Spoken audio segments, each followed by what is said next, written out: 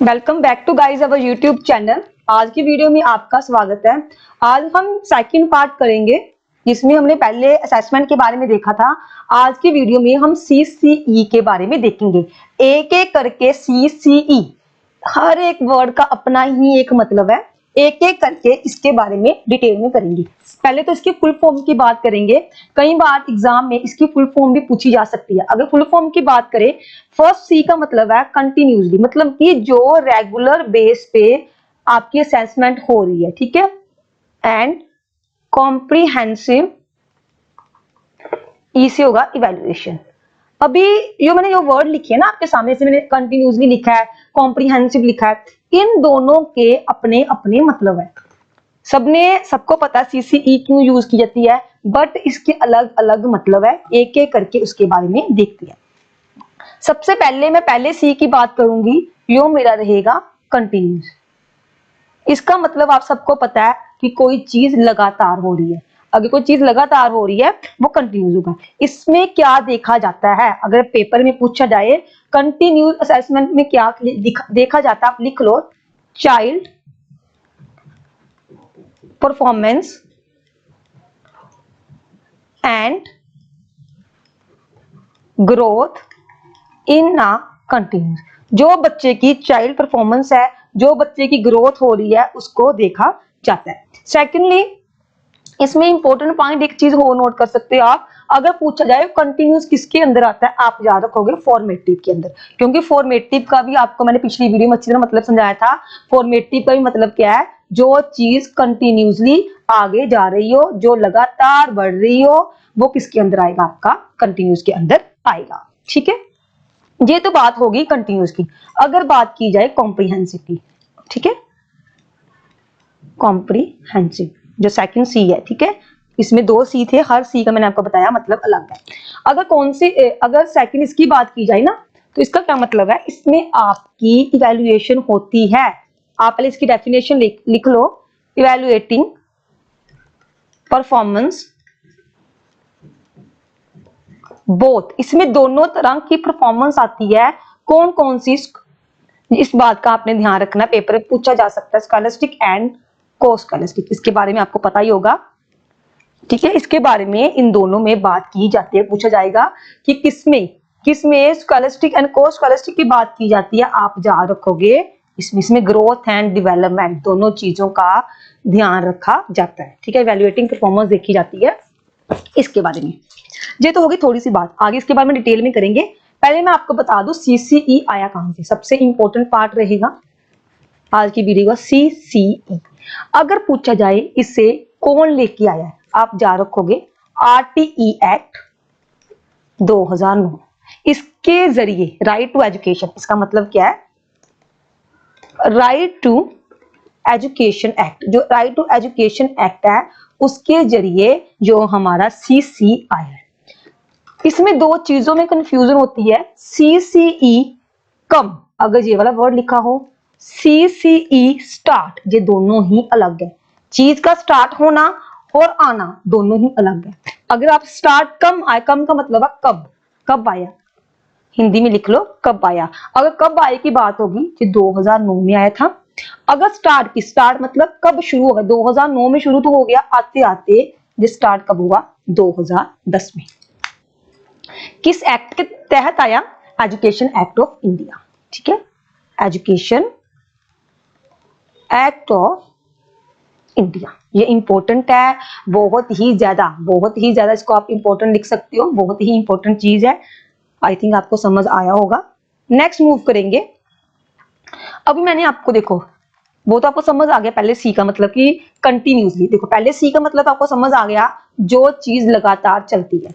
अगर मैं सेकंड सी की बात करूं, उसको हम डिवाइड करेंगे, थोड़ा सा डिटेल में देखेंगे, क्योंकि काफी बार, एक तो इंपॉर्टेंट टॉपिक तो है ही, बट काफी बार देखने को मिलता है। एक सेकेंड, चलो फिर इसके बारे में देखते हैं।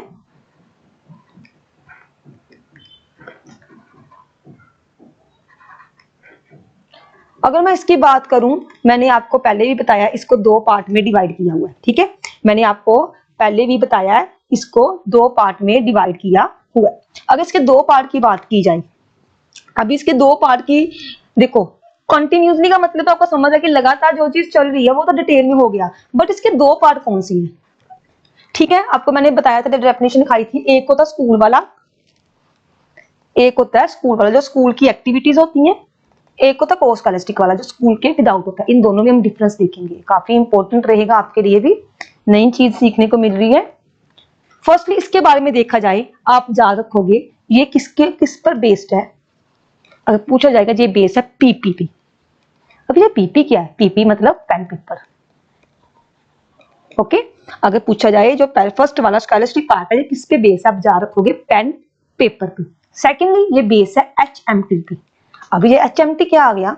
एचएमटी का मतलब सबको पता है, सबसे पहले head, mind and third is a thinking. आप इन चीजों को याद रखो। फर्स्ट ये वाला इंपॉर्टेंट पॉइंट बन जाता है एंड सेकेंडली ये वाला, ये एचएमटी पे बेस है, मतलब हेड माइंड थिंकिंग, एचएमटी पे ये बेस है। फुल फॉर्म भी पूछी जा सकती है। अभी मैंने जो पेन पेपर लिखा है इसका मतलब क्या है? देखो बच्चे, पीपी का मतलब क्या है? Pen paper. पेन पेपर कब यूज करता है? जब किसी का दिमाग चल रहा हो। पेन पेपर वही यूज करेगा जिसका दिमाग चल रहा, मतलब कहने का कॉग्निटिव, अगर जिसका दिमाग अच्छा नहीं है, इंटेलेक्चुअल मेमोरी अच्छी नहीं है, मेंटल मेमोरी अच्छी नहीं है, वो पेन पेपर का यूज नहीं कर सकता। ठीक है, अगला पॉइंट याद रखोगे, इस पे रिपोर्ट पे ध्यान दिया जाता है, आपके कितने मार्क्स हैं, आप पास हो आप फेल हो, आपके मार्क्स कितने हैं, इन बातों पे ध्यान दिया जाता है। ये था आपका स्कॉलस्टिक वाला। अभी डिफरेंस दोनों में कर रही हैं तो दोनों देखेंगे। ठीक है बच्चे, कोई डाउट होगा तो आप मेरे को बता देना किसी भी तरह का। अभी सेकंड मूव करेंगे, इसकी तरफ चलेंगे। इसमें क्या होता है मैंने आपको पहले ही बता दिया, इसमें बाहर की एक्टिविटीज होती है, मतलब कहने का स्पोर्ट। इसमें स्पोर्ट आएगा, इसमें प्ले आएगा, जो आप बाहर गेम्स खेलते हो।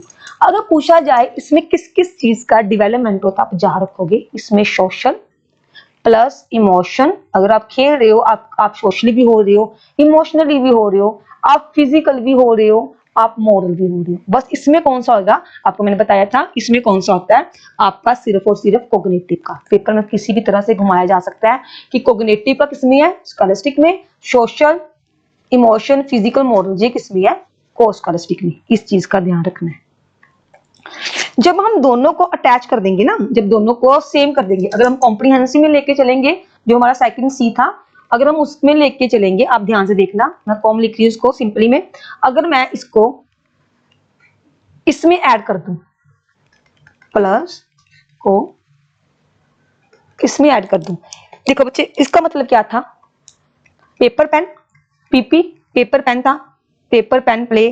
ठीक है, इसमें क्या था, आपकी ऑल राउंडर डेवलपमेंट दिखी जाती। इस करके दोनों को आप अटैच कर दोगे तो क्या बन जाएगा, होलिस्टिक डेवलपमेंट, क्योंकि कोग्निटिव इसका पार्ट था एंड बाकी जो बच्चे को स्कॉलस्टिक का पार्ट था। ये था इंपॉर्टेंट। उसके अलावा आगे देखते हैं हम, उसके अलावा एक चार्ट करवाऊंगी, काफी ज्यादा इंपॉर्टेंट है। ठीक है, आप याद रखोगे, इसके बारे में थोड़ा सा डिटेल में करेंगे। पेपर में किसी भी तरीके से पूछा जा सकता है, जो स्कॉलस्टिक एरिया है ना आपका, उसमें कितने पॉइंट आते हैं आप याद रखोगे, उसमें 9 पॉइंट ग्रेड दी जाती है। कितने पॉइंट की, 9 पॉइंट की ग्रेड दी जाती है। ओके, कई बार पेपर में वो 9 पॉइंट डायरेक्टली पूछी जा सकती है।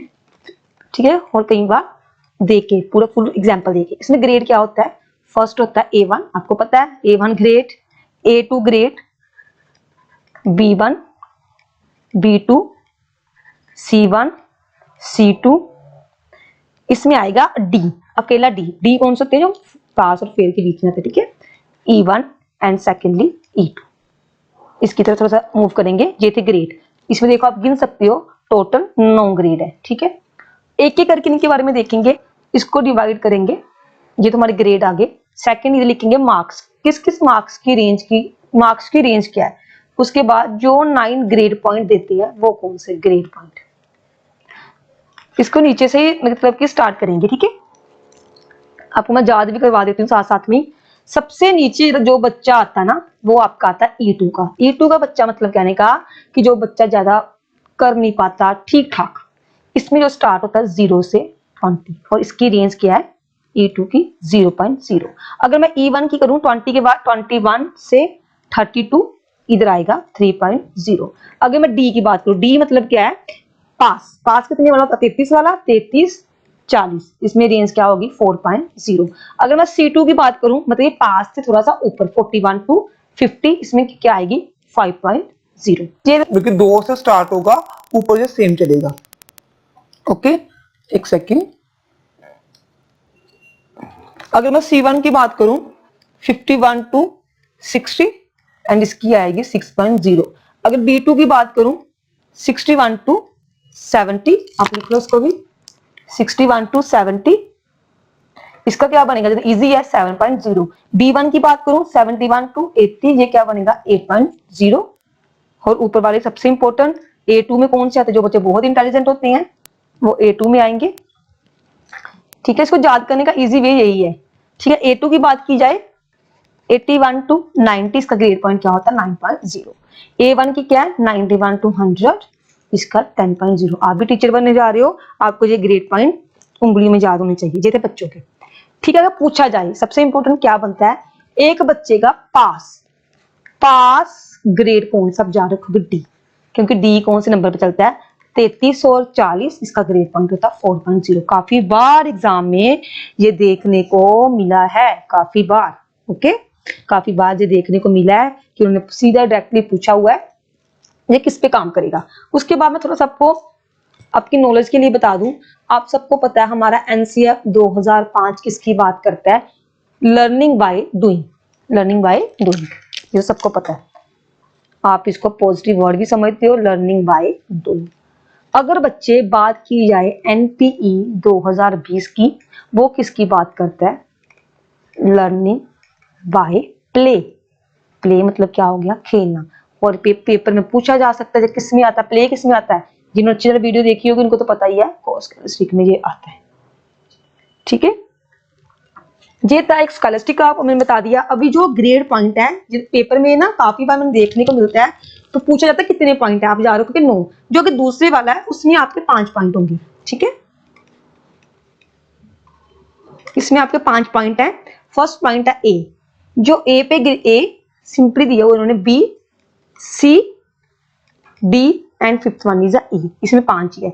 ये फर्स्ट स्टार्ट होता है 0 से 1.0, 0 से 1.0, ये होगा 1.1 से 2.0, ये होगा 2.1 से 3.0, ये होगा 3.1 से 4.0, ये होगा 4.1 से 5.0। इसका सिंपली ये तो काफी इजी है, ये भी अप्लाई कर लेना।